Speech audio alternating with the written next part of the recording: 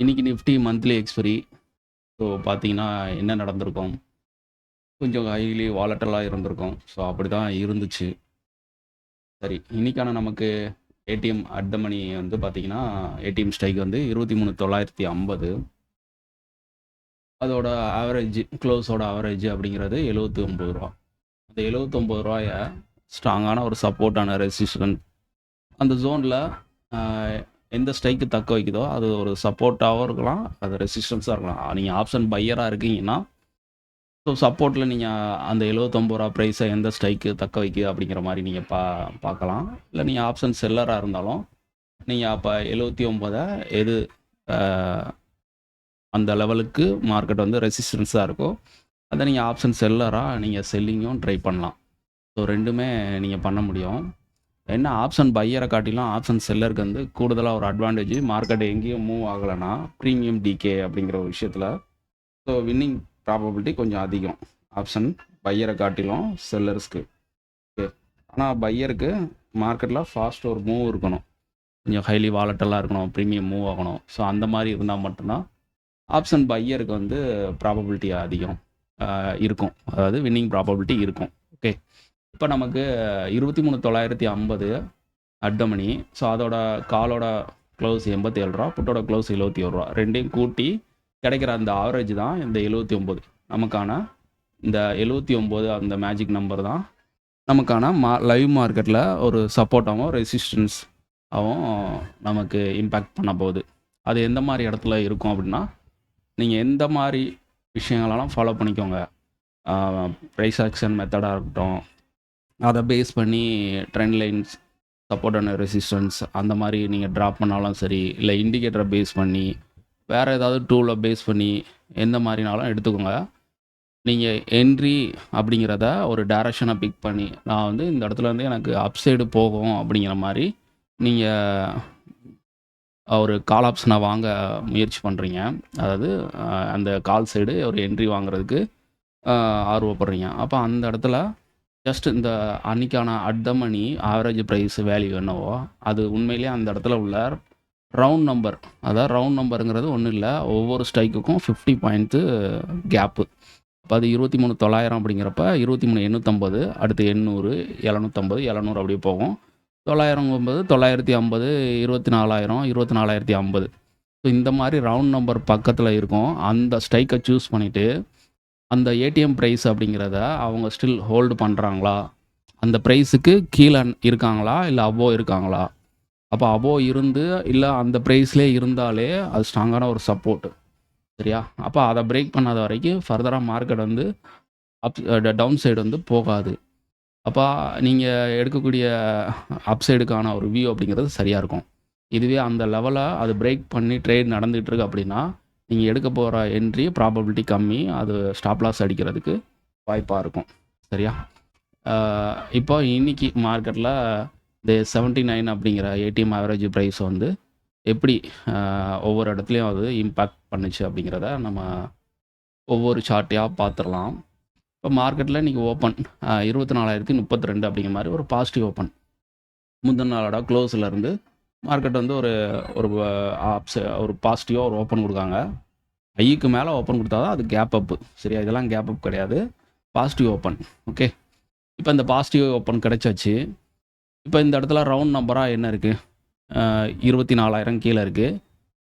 இப்போ 24,50 இருக்குது. அதாவது இப்போ வந்து ப்ரைஸ் வந்து நீங்கள் வந்து 24,32 அப்படிங்கிற மாதிரி ஓப்பன். சரியா? இதுக்குள்ளே 24,000 மேலே 24,050. ஓகே, 24,050 மேலே இருக்குது, 24,000, 24,032 ஓப்பனு. எந்த ஸ்ட்ரைக்கை சூஸ் பண்ணணும் அப்படிங்கிற மாதிரி ஒரு குழப்பம் வரும். இதுலேயும் ஒரு 50% இருக்குது. என்ன? 24,025 அப்படிங்கிறதுக்கு. இப்போ 25க்கு மேலே இருக்கிறத 24,050 எடுத்துக்கோங்க. 25க்கு கீழே 24, 24,024, 24,020 இந்த மாதிரி ஓப்பன் கிடச்சிருந்தா 24,000 எடுத்துக்கோங்க. சரியா? அதாவது நம்பரில் உங்களுக்கு இப்படி இந்த மாதிரி டவுட் வந்துச்சுன்னா எந்த ரவுண்ட் நம்பரை எடுக்கணும், இந்த மாதிரிலாம் பிகினர்ஸாக இருக்கிறவங்களுக்கு கேள்விகள் வரும். தப்பு கிடையாது. அதை தெரிஞ்சுக்கிறதுலையும் டவுட் தான். டவுட்டு எங்கே இருக்கோ, கேள்விகள் எங்கே இருக்கோ, அதில் தான் அவங்களுக்கான அடுத்த ஒரு ஸ்டெப் அப்படிங்கிறது கிடைக்கும். ஓகே, அது ஒன்றும் தப்பு இல்லை. ஸோ நான் எப்படி அதை பார்த்துட்டு வந்தேன் அப்படிங்கிறதான் சிம்பிளாக உங்களுக்கு சொல்கிறேன். ஓகே, இப்போ 24,32 ஓப்பன். இந்த ஓப்பனில் இருந்து மார்க்கெட் மேலே போகுமா கீழே வருமா? நீங்கள் காலையில் 9:07 9:08க்கு உங்களுக்கு ப்ரீ ஓப்பன் மார்க்கெட் கொடுத்துருவாங்க. சரியா? என்எஸ்சி சைட்டில் ப்ரீ ஓப்பன் மார்க்கெட்டில் நிஃப்டி எப்படி ஓப்பன் ஆகுது, இல்லை நம்மளோட நீங்கள் என்ன ப்ரோக்கர் யூஸ் பண்ணுறீங்களோ அதில் சார்ட்லேயே வந்து அந்த ஓப்பன் ப்ரைஸுங்கிறது இருக்கும். ஸோ அதுலேயே வந்து நீங்கள் டிக்ளேர் பண்ணலாம். ஆனால் அது வந்து நான் ரெக்கமெண்ட் பண்ண மாட்டேன். ஏன்னா மார்க்கெட் காலையில் வந்து சடன் மூவ் இருக்கும். ஒரே டைரெக்ஷனில் மூவ் ஆகும். இல்லைன்னா பாசிட்டிவாக போன மார்க்கெட் அப்படியே நெகட்டிவ் ஆயிரும், ஜிக்ஸாக்காக இருக்கும். மார்க்கெட்டில் 2 சைடுமே செல், அதாவது அக்யூரஸிவாக இருக்கும். 2 சைடுமே ஸ்டாப் லாஸ் அடிக்கிறதுக்கு வாய்ப்பாயிரும். அதனால் அதை நான் பெருசாக ரெக்கமெண்ட் பண்ண மாட்டேன். இருந்தாலும் நான் உங்களுக்கு சொல்கிறேன். ஆனால் ரிஸ்க் எடுக்காதீங்க. சரியா? அது இப்போ மார்க்கெட் வந்து 24,050 அப்படிங்கிறது ஓப்பன், 24,232ங்கிறது ஓப்பன்.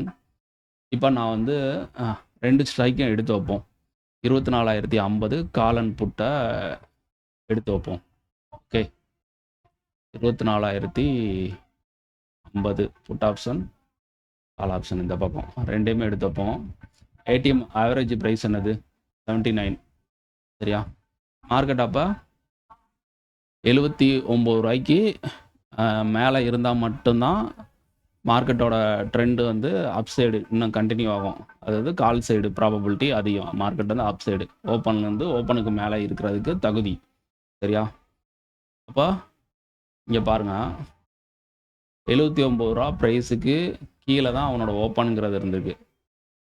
ஓப்பனுங்கிறது 49 ரூபா. 24,050 காலோட ஓப்பன் வந்து 49 ரூபா, வெறும் 49 ரூபா தான். ஸோ ஓப்பன்லேருந்து மார்க்கெட் கண்டினியூவாக செல் ஆகுது. பையாக இருந்தால் கூட இது ரெசிஸ்டன்ஸாக தான் இருந்திருக்கும். இதுக்கு மேலே இருந்தால் மட்டும்தான் மார்க்கெட் வந்து போயிருந்துருக்கும். ஓகே, அப்போ இந்த ஓப்பன்லேயே நம்மளால் இது பண்ண முடியும். ஆனால் என்ட்ரி எடுக்க முடியும். அதாவது ஒரு சிலர் குயிக்காக என்ட்ரி எடுக்க, அந்த காலையில் கிடைக்கிற அந்த ஒரு மொமெண்டத்தை என்ட்ரியாக எடுக்கணும்னு நினைப்பாங்கள்ல, அந்த மாதிரி இதுக்கு. ஆனால் இதில் ரிஸ்க்கு ப்ராபபிலிட்டி கம்மி. சரியா? நான் சொல்கிறேன், ப்ராபபிலிட்டி கம்மி, ரிஸ்க் அதிகம். ஓகே, இது ஒன்று உங்களுக்கு தெரிஞ்சுக்கிறக்காண்டி மட்டும்தான் சொல்கிறேன். இதை வச்சு பெரிய அளவில் ரிஸ்க் எடுக்காதீங்க. ஓகே, இப்போ பார்த்தீங்கன்னா 24,032 ஓப்பன் ஆகுது. நம்ம 24,050 கால் அண்ட் புட்டை எடுத்து வச்சுருக்கோம். இப்போ மார்க்கெட் வந்து 79க்கு மேலே இருந்தால் மட்டும்தான் மார்க்கெட் வந்து ஒரு பாசிட்டிவாக இருக்கும். அப்படி இல்லைன்னா மார்க்கெட் வந்து செல்லு தான். சரியா? 24 இங்கே பார்த்தீங்கன்னா காலையில் கரெக்டாக பாருங்கள், அவன் 79 ரூபாய்க்கு கீழே பெருசாக வந்து ரேஞ்சே க்ரியேட் ஆகலை. ஓப்பன் 78 ரூபா, லோங்கிறது 74 ரூபா. ஸோ அதிலேருந்து எடுத்தவன் நான் ஸ்டாப்பாக எவ்வளோ ஸ்பீடாக போயிருக்கான் பாருங்கள். கிட்டத்தட்ட ஒரு 200 வரைக்கும். இந்த மாதிரி என்ட்ரிலாம் எடுக்க முடியுமானா இல்லை, அது வேண்டாம். இது மாதிரி ஹை ரிஸ்க்கு வந்து எடுக்காதீங்க. இதுக்கு இடையில மார்க்கெட்டில் இன்சைடில் ஏகப்பட்ட என்ட்ரி கிடைக்கும். ஸோ அதனால் இந்த அக்ரெசிவான என்ட்ரி மட்டும் அவாய்ட் பண்ணுங்கள். ஓகே, ஸோ மார்க்கெட்டில் சரி, அப்போ அங்கேருந்து ஓப்பன் ஆகி ஃபாஸ்ட்டாக இன்றைக்கி வந்து 1 or 2 கேண்டிலில் வந்து நம்மளோட சப்போர்ட் அப்படிங்கிறது வந்தாச்சு. சரி, ஓகே. இங்கே ஒரு கேள்வி நம்ம கேட்கலாம். ஸோ 23,879 அப்படிங்கிறது சப்போர்ட் ஒன்று. மார்க்கெட் ஃபர்தராக இந்த இடத்துல ரவுண்ட் நம்பர் அப்படிங்கிறப்ப 900 இருக்குது. ஏன்னா 879 அப்படிங்கிறப்போ 900 எடுத்துக்கலாம், இல்லைனா 850 எடுத்துக்கலாம். ஃபஸ்ட்டு நம்ம 900 செக் பண்ணலாம். மார்க்கெட் 900க்கு கீழே வந்துட்டாங்க. ஸோ அப்போ இங்கெல்லாம் வந்து நம்ம 850 எடுத்துக்கலாம். இங்கே இருக்கிற இப்போ லோ வந்து பார்த்திங்கன்னா கிட்டத்தட்ட 23,850 கிட்ட இருக்குது. சரியா? ஸோ அப்போ நம்ம 850 ஸ்ட்ரைக்கை பார்க்கலாம். 23,850 கால் புட்டு ரெண்டையுமே எடுத்து பார்க்கலாம். அந்த 79 அப்படிங்கிற ப்ரைஸுக்கு கீழே கால் ஆப்ஷன் இருந்துச்சுன்னா ஃபர்தராக மார்க்கெட் இன்னும் கீழே போகும். அப்படி இல்லைன்னா அது ஒரு சப்போர்ட் எடுத்துகிட்டு மார்க்கெட் ரெக்கவர் ஆயிரும். சரி, இந்த ப்ராபபிலிட்டி தான் இருக்கும். ஸோ பார்ப்போம். 23,850 கால் புட்டு. ஓகே, இப்போ 23,850க்கு கீழே போகணும்னா ஃபஸ்ட்டு புட்டு வந்து ரூ. 79க்கு மேலே இருக்கணும். அந்த செல்லு வந்து டவுன் சைடு அப்படிங்கிறது இன்னும் கண்டினியூ ஆகணும்னா ரூ. 79க்கு மேலே இருக்கணும். இருக்கா அப்படின்லாம் கேட்டால் அதிகபட்ச ஹையை வந்து கிட்டத்தட்ட ரூ. 64 வரைக்கும் தான் போயிருக்காங்க. அப்போ 79 அவங்க கிராஸ் பண்ணவே இல்லை. அப்புறம் எப்படி மார்க்கெட் ஃபர்தராக 850 பிரேக் பண்ணி கீழே போகும்? போகாது. இப்போ இந்த இடத்துல கால் ஆப்ஷன் வந்து அந்த ரூ. 79 பக்கத்தில் சப்போர்ட் எடுக்கிறதுக்கு வாய்ப்பு இருக்கும். அந்த ப்ரைஸை ஹோல்டு பண்ணி இருக்கிறதுக்கு வாய்ப்பு இருக்கும். ரூ. 79 பார்க்கலாம். ரூ. 79 பார்த்தீங்கன்னா அது கீழே மார்க்கெட் இருந்திருக்கு. ஆனாலும் இந்த இவங்க வீக்காக இருக்கிறனால இவங்க 79 தான் சஸ்டெயின் பண்ணி இருக்காங்க. ஸோ அங்கேருந்து மார்க்கெட் வந்து ஒரு கிளியராக ஒரு நல்ல ஒரு ஃபாஸ்ட் ஒரு மூங்கிறது அது செகண்ட் ஆஃப் அது சப்போர்ட்டு நம்மளோட ஸ்பாட் பேஸ் பண்ணி சப்போர்ட்டும் இருக்குது. இந்த இடத்துல நமக்கு ஏடிஎம் ஆவரேஜ் ப்ரைஸ் படி 23,850 அப்படிங்கிறது நல்ல ஒரு சப்போர்ட்டாகவும் எடுத்திருக்கு. ஸோ அப்போ என்ட்ரி எடுத்துகிட்டு கீழே ஒரு 10-15 பாயிண்ட் ஒரு ஸ்டாப் லாஸை போட்டுவிட்டு ஸோ டார்கெட் அப்படிங்கிறது இங்கேருந்து இது எல்லாமே பக்கத்தில் இருக்குது. Last day low, previous close, magic line எல்லாமே பக்கமாக இருக்குது. மேஜிக் லைன் இருக்குது மேலே. அப்போ இங்கேருந்து போச்சுன்னா மார்க்கெட் இது ஃபஸ்ட்டு டார்கெட்டு. இதை பிரேக் பண்ணதுன்னா அடுத்தது குயிக்காக வந்து மார்க்கெட் 1 or 2 கேண்டில் ஃபாஸ்ட்டாக போயிட்டு ஸோ அது ரெசிஸ்டன்ஸு திருப்பி அங்கேருந்து ரிவர்சல் ஆயிடுச்சு மார்க்கெட்டு. ஓகே, இந்த இடம் வந்து ஐடிஎம் லைனும் இங்கே தான் இருக்குது. இந்த இடம் அதே இடத்துல வந்து நம்மளோட 23,950 ஸ்ட்ரைக்கு. சரியா?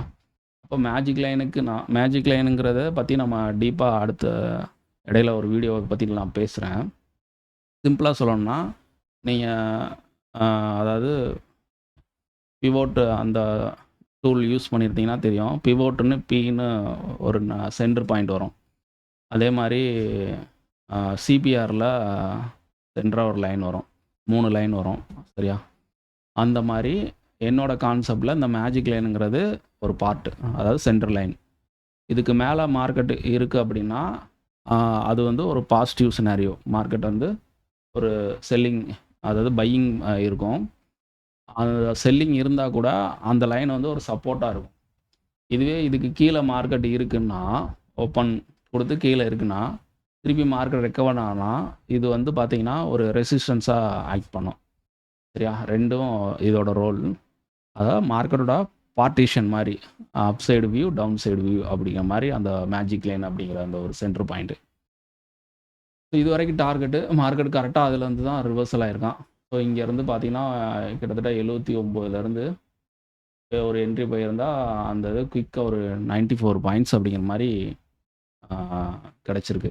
அதாவது என்ட்ரிலேருந்து 94 பாயிண்ட் ட்ராவல் ஆகிருக்கு. நல்ல ஒரு ரேலி. இதுக்கு அடுத்து பார்த்தீங்கன்னா இன்னும் இந்த திருப்பி அந்த இடத்துல இருந்து மார்க்கெட் வந்து ரிவர்சல் ஆன இடமும் பாருங்கள். கரெக்டாக அந்த 24,050 தான் திருப்பி வந்து சப்போர்ட்டாக எடுத்திருக்கோம். 79 அந்த ஜோனை தான் எடுத்துகிட்டு மார்க்கெட் திருப்பி அங்கேருந்து சஸ்டெயின் ஆகிட்டே இருந்தது.